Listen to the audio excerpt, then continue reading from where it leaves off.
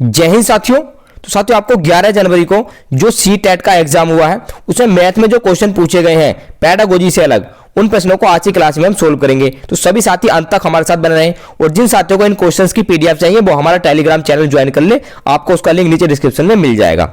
और जिन साथियों ने अभी तक हमारे चैनल को सब्सक्राइब नहीं किया वो सभी साथी जल्दी से हमारे चैनल को सब्सक्राइब कर ले। तो साथियों, शुरू करते हैं आज की क्लास और देखते हैं अपना पहला प्रश्न जो आपके 11 जनवरी के एग्जाम में पूछा गया है। 6 दिनों का औसत तापमान लगभग 32 है। यदि पहले 5 दिनों का तापमान 31, 31.5, 32.5, 31 और 32 था तो 6वें दिन का तापमान हमें ज्ञात करना है। तो आपके औसत से यह क्वेश्चन बनता है। तो सोल्व करते हैं इस क्वेश्चन को। तो सबसे पहले जितने भी तापमान दे रखे हैं इन तापमान को जोड़ लेते हैं और 6वें दिन का तापमान हम x मान लेते हैं। तो इनको जोड़ेंगे 31 प्लस 31.5 प्लस 32.5 प्लस 31 प्लस 32 और प्लस x, जो हमने 6वें दिन का तापमान माना है ये x है हमारा। और इनको जोड़ेंगे और 6 से इनको सिंपली भाग कर देंगे और ये निकल का आता हमारा एवरेज, और हमें एवरेज पहले से ही दिया हुआ है 32, तो इक्वल टू हम 32 रख लेंगे। अब इस इक्वेशन को सोल्व करके हम x की वैल्यू यहां से निकाल लेंगे। तो पहले इन सभी वैल्यूज को जोड़ते हैं। तो यहां से जोड़ेंगे इनको 3, 3 दूनी 6, 3 तिया 9, 3 चौक 12 और 3 पंजे 15। यहां पे हमारा 150 आ जाएगा। 2 यहां पे है, 2 ये रहा, 2 और 1 3, 3 और 1 4, 4 यहां पे हो गया और 2.5 ये है हमारा और 1.5 यहां पर है, तो 1.5 और 2.5 मिलकर 4 हो जाएगा। तो टोटल हमारा जोड़ करके आ गया यहां पर 158। अब 6 को पक्षांतर करेंगे तो 6 इधर गुणा में चला जाएगा। अब 6 से इसकी गुणा करेंगे तो 6 दूनी 12 हासिल 1, 6 18 और 1 19। तो हमारा x इक्वल टू हो जाएगा 192 माइनस 158। अब इसको माइनस करेंगे तो हमारा 6वें दिन का तापमान निकल के आ जाएगा, जो हमारा माइनस करने पे आ रहा है यहां हो जाएगा 12। 12 में से अगर हम 8 को माइनस करेंगे 4 बचेगा, यहां 8 बचेगा हमारा, और 8 में से 5 को माइनस करेंगे तो 3 आ जाएगा। तो हमारा उत्तर निकल के आ रहा है यहां से 34 डिग्री। तो हमारे 6वें दिन का तापमान होगा 34 डिग्री सेंटीग्रेड। अगला प्रश्न देखेंगे, प्रश्न नंबर 2 जो आपके एग्जाम में पूछा गया है। समबाहु त्रिभुज, समांतर चतुर्भुज, समचतुर्भुज और आयत निम्नलिखित में से किसमें 2 सममित रेखाएं हैं। तो साथियों, इन चारों में से किन में 2 सममित रेखाएं हैं उनको हमें बताना है। सबसे पहले समबाहु त्रिभुज बनाते हैं। समबाहु त्रिभुज साथियों जिसकी सभी भुजा बराबर होती हैं, ये हमने बना लिया है। इसके बाद हम एक समांतर चतुर्भुज बना लेते हैं इस तरीके से, ये हमारा समांतर चतुर्भुज हो गया। आगे देखते हैं समचतुर्भुज। समचतुर्भुज बनाते हैं साथियों एक जिसकी चारों भुजाएं बराबर होती हैं और आमने सामने की भुजाएं बराबर भी होती हैं, और एक हम यहां पर आयत बना लेते हैं। अब इसमें हम सममित रेखाएं खींचते हैं। तो पहले समबाहु त्रिभुज में खींचेंगे। अब सममित रेखाएं क्या होती हैं साथियों? रेखाएं ऐसी रेखाएं होती है जो यहां हमने बीच में से खींची, इसको 2 पोर्शन में बांट दिया और ये दोनों पोर्शन बिल्कुल सेम होने चाहिए, प्रतिरूप होने चाहिए एक दूसरे का। तो यहां से भी खींची जा सकती है एक सममित रेखाएं और यहां से भी खींची जा सकती है। तो समबाहु त्रिभुज में होगी 3 सममित रेखाएं। समांतर चतुर्भुज की बात करें तो इसमें एक भी सममित रेखाएं नहीं होती है, 0। अगर समचतुर्भुज की बात करें तो इसमें हम 2 सममित रेखाएं खींच सकते हैं, और आयत में भी साथियों हम 2 सममित रेखाएं खींच सकते हैं। तो यहां पर हमारे समचतुर्भुज और आयत 2 ऐसी क्या आकृतियां होगी जिनमें 2-2 सममित रेखाएं हैं। तो इसके लिए हमारा जो ऑप्शन होगा, जो जिस ऑप्शन में समचतुर्भुज और आयत दिया हुआ होगा वो ऑप्शन सही हो जाएगा, यानी कि समचतुर्भुज और आयत में 2-2 सममित रेखाएं होती हैं। अगला प्रश्न देंगे, प्रश्न नंबर 3 जो आपके एग्जाम में पूछा गया, ये रहा आपकी स्क्रीन पर। निम्न में से कौन सा कथन सही है? सही कथन की हमें पहचान करनी है। ऑप्शन नंबर 1 देखते हैं। 2 अधिक कोणों का योग सदैव एक स्वतुल्य कोण होता है। एक बिंदु से केवल एक ही रेखा गुजर सकती है। 2 बिंदुओं के बीच अनेक रेखाएं खींची जा सकती हैं, या फिर 3 सररेख बिंदु एक त्रिभुज बना सकते हैं। तो देखते हैं एक एक करके इन ऑप्शंस को। तो सबसे जो नीचे दिया हुआ यहां से शुरुआत करते हैं। 3 संरेख बिंदु। तो संरेख बिंदु वो बिंदु होते हैं जो एक ही रेखा में होते हैं। तो क्या इन 3 बिंदुओं से एक त्रिभुज बना सकते हैं? इन 3 त्रिभुजों से एक लाइन खींच सकती, इन 3 बिंदुओं से एक लाइन खींच सकती है, एक त्रिभुज नहीं बन सकता है। तो ऑप्शन नंबर 4 हमारा एलिमिनेट हो जाता है। अगला ऑप्शन देखते हैं। 2 बिंदुओं के बीच अनेक रेखाएं खींची जा सकती हैं, और हमने यहां पर 2 बिंदु ले लिए। इनसे कितनी रेखा खींची जा सकती है? हम रेखा खींच के देखते हैं, तो यहां पर हमसे एक ही रेखा खींची जा सकती है। तो ऑप्शन नंबर 3 भी हमारा एलिमिनेट हो जाता है। ऑप्शन नंबर 2 की बात करेंगे। एक बिंदु से केवल एक ही रेखा गुजर सकती है, हमने एक बिंदु यहां पर लगा लिया, तो इससे तो हमारी कितनी भी रेखाएं खींची जा सकती है, अनगिनत रेखाएं यहां पर खींची जा सकती है, गुजर सकती हैं। तो ऑप्शन नंबर 2 भी हमारा सही नहीं होगा। ऑप्शन नंबर 1 बचता है। 2 अधिक कोणों का योग सदैव एक स्वतुल्य कोण होता है। यह ऑप्शन हमारे प्रश्न के लिए बिल्कुल सही आंसर हो जाएगा, ऑप्शन नंबर 1। अब 2 अधिक कोण, मान लिया हमारे पास 92 और 92 2 अधिक कोण है। अब इन दोनों कोणों को जोड़ेंगे हम, तो हमारा आएगा 180 और 4 184 डिग्री आ गया।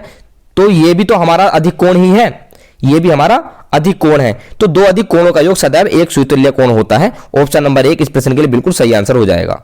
अगला प्रश्न देंगे प्रश्न नंबर 4 जो आपके एग्जाम में पूछा गया है। 1Z1 2Y4 3X9 4W16 इस तरीके से जो सीरीज चलती आ रही है, ये जो रिक्त स्थान दे रखा है इसमें क्या आएगा। तो सर तो सिंपल है, यहां पर इसका वर्ग दे रखा है। 1 का वर्ग 1, 2 का वर्ग 4, 3 का वर्ग 9, 4 का वर्ग 16, इसी तरीके से 5 का वर्ग आ जाएगा 25। 5 का वर्ग आपका 25 आ गया। अब बीच में क्या अल्फाबेट आना है, तो यहां पर ध्यान दिया होगा तो आपने ये रिवर्स में ABCD चल रही है। Z के बाद Y के बाद X और X के बाद W, और W के बाद क्या आएगा यहाँ पर, W के बाद आएगा साथ यहाँ पर V। तो हमारा जिस ऑप्शन में 5V25 होगा ये हमारा सही आंसर हो जाएगा, 5B25। अगला प्रश्न देखेंगे।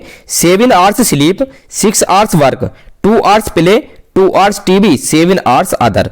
पाई चार्ट में सोने और खेलने के कोण के बीच अंतर ज्ञात करना है। तो साथियों यहां पर पूरे एक दिन के क्रियाकलाप दिए हुए हैं कि 7 घंटे सोना, 6 घंटे काम करना, 2 घंटे खेलना, 2 घंटे टीवी देखना और 7 घंटे अन्य काम करने। तो पूरे 24 घंटों का काम इसमें क्रियाकलाप दिए हुए हैं। और हमें निकालना क्या है, सोने और खेलने के कोण के बीच अंतर निकालना है। तो सो कितने घंटे रहा है, 7 घंटे सो रहा है, और खेलना 2 घंटे है। तो यहां पर टाइमिंग का अंतर कितना आ गया, यहां पर आ गया 5 घंटे, 5 आवर्स आ गया। तो 5 आवर्स की हमें वैल्यू निकालनी है। तो एक दिन में कितने घंटे होते हैं, टोटल 24 घंटे होते हैं, एक दिन में होते हैं 24 घंटे।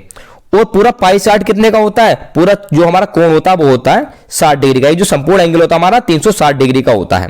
तो 24 घंटे हमारे किसके बराबर हो गए, 24 घंटे हमारे बराबर हो गए 360 डिग्री के। तो यहां से 1 घंटा किसके बराबर हो गया, 1 घंटा बराबर हो गया साथियों 360/24। और हमें निकाल लिया 5 घंटे की वैल्यू। तो 5 आवर्स इक्वल टू 360/24 गुणा 5। अब काटेंगे इसको, यहां से 6 से काट लेंगे, 6 चौक 24 और 6 छंग 36, 60 आ जाएगा। और 4 से काटेंगे तो 15 चौक का 60 होता है। तो हमारा बचता है 15 गुणा 5, 15 गुणा 5 इक्वल टू 75 डिग्री। तो 75 डिग्री हमारा एंगल आ जाता है क्वेश्चन नंबर 5 के लिए। तो ऑप्शन नंबर 2 इस प्रश्न के लिए बिल्कुल सही आंसर होगा, 75 डिग्री। अगला प्रश्न देखते हैं। श्वेता ने 1/2 केक अपनी 3 सहेलियों को और 1/4 अपनी बहन को दिया। केक का बचा हिस्सा वह अपने अन्य 3 दोस्तों के साथ बांटती है। तो ज्ञात कीजिए कि उसे केक का कौन सा भाग मिला। तो साथियों हमें बताना है कि लास्ट में जो श्वेता के पास केक बचा उसे कितना मिला। तो संपूर्ण केक जो होता है वो हमने 1 मान लिया संपूर्ण केक 1 है। अब इस 1 में से उसने अपनी 3 सहेलियों को कितना दिया, 1/2, प्लस अपनी बहन को कितना दिया, 1/4। तो 1 में से इनको घटा देंगे, 1 में से घटाएंगे, इनको एलसीएम लेकर घटाएंगे तो यहां पर 4 आ जाएगा, यहां पर होगा 2 + 1। तो यहां पर टोटल हमारा जाएगा 1 - का 3/4। और आगे एलसीएम लेंगे इसका, नीचे 4 आ जाएगा और यहां जाएगा 4 - का 3, घटाएंगे तो 1/4 बचेगा। यानी कि 1/4 केक उसके पास अभी बच गया है। इसके बाद क्या हुआ, केक का बचा हिस्सा वह अपने अन्य 3 दोस्तों के साथ बांटती है। अब इस 1/4 केक को भी बांटती है अपने अन्य 3 दोस्तों के साथ। तो 3 से इसको भाग कर देंगे। अब भाग कैसे करते हैं, भाग नहीं करते हम गुणा करते हैं इसमें। तो 1/4 गुणा कर देंगे और इसका उल्टा कर देंगे, इसके नीचे 1 मान लेंगे, इसका हर उल्टा हो जाएगा, हर ऊपर आ जाएगा और अंश नीचे हो जाएगा। तो इन दोनों की गुणा हो जाएगी 4 × 3 यानी कि 1/12। तो उसके पास कितना हिस्सा बचा, 1/12 उसके पास हिस्सा बच गया। तो ऑप्शन नंबर 4 इस प्रश्न के लिए सही आंसर होगा। तो इस तरह के क्वेश्चन आपके एग्जाम में पूछे जा रहे हैं। अगला प्रश्न देखेंगे, प्रश्न नंबर 7 ये रहा आपकी स्क्रीन पर। 168 मीटर लंबी रस्सी से काटे जा सकने वाले 9 सही 1/3।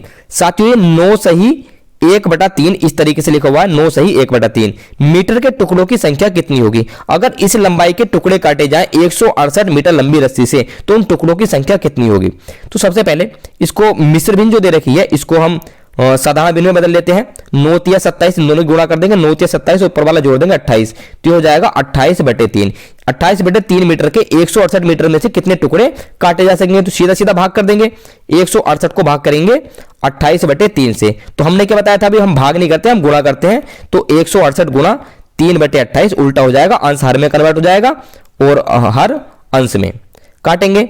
इसको 7 से काट लेते हैं पहले, 7 चौक 28, 7 दूनी 14, 2 बचेगा और 7 चौक 28। फिर अगेन 4 से काट लेंगे, 4 संग 24। तो हमारा बचा यहां पर 6 × 3 यानी कि 18। तो हमारे कितने टुकड़े होंगे, 9 सही 1/3 मीटर के 18 टुकड़े होंगे। ऑप्शन नंबर 3 इस प्रश्न के लिए सही आंसर हो जाएगा।